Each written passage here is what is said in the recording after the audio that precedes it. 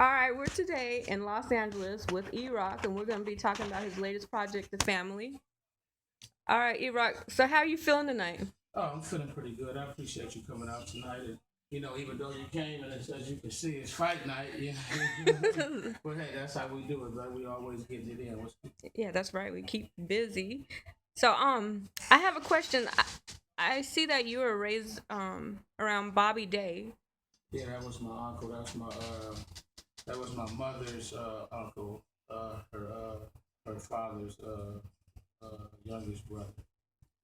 So, did you get to spend some time around here? No, I actually didn't get his chance to spend. He was a little bit before my time, but I grew up. My mother always played a lot of his music, always talked about him, always talked about when he made the song Little Pretty Girl that he used to sit her on his knee back in the days and sing that song to her. So, I've always known about him, always, gravitated to his music, and music was always in my blood. So.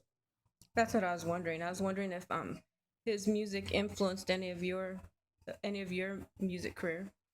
Well, well, all the old school people, all the old school cats that had to struggle in this game, and we know this game is a real wicked game. When you really get down to the, I'm saying, besides the lights and camera part of it, we know that this is a real, for real game. So I always studied from a lot of the old school guys back in the days.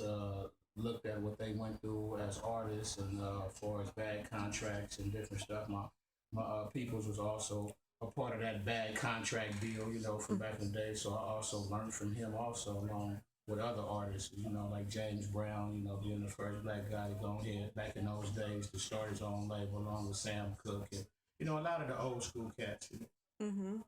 most definitely. Um, I know that recently you performed at the Blue XO Lounge. Now, what did you learn from that show? That was a good show. That was more or less the Blue XO. That was actually I was doing a favor for Snoop Dogg's niece. Shout out to Splashy.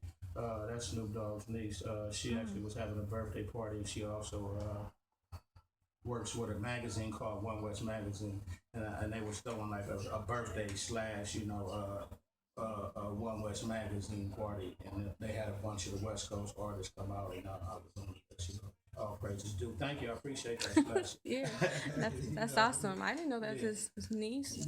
So we went down there. It was an awesome place. They really did it big. She did it big. One West did it big. They had it all. What I'm saying, had our own little spot to the side. They let us get our smoke on. You know what I mean? They had a nice little corner for it with bottles and stuff. They did it big though. I appreciate it. It was cool. That's good. Now, since Bobby Day is your uncle, can we ever expect to hear any songs with like rock and roll music in it? That's funny you asked that though. That's funny that you asked that. Because and I'm gonna let you hear this off camera though, and then you just gonna blow your mind that you even asked that though. Funny though. I also not I mean like I'm saying I'm not just an artist that does hip hop.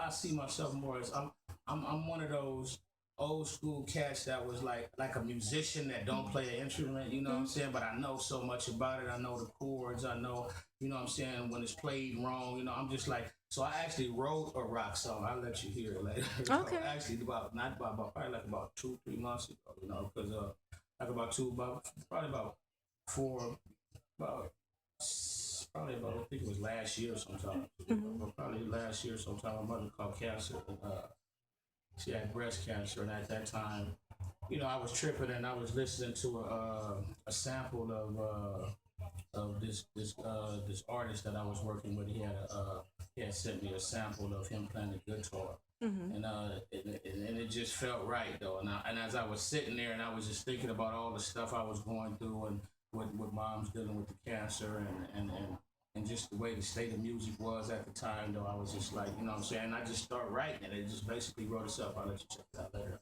But I'm not a singer, so,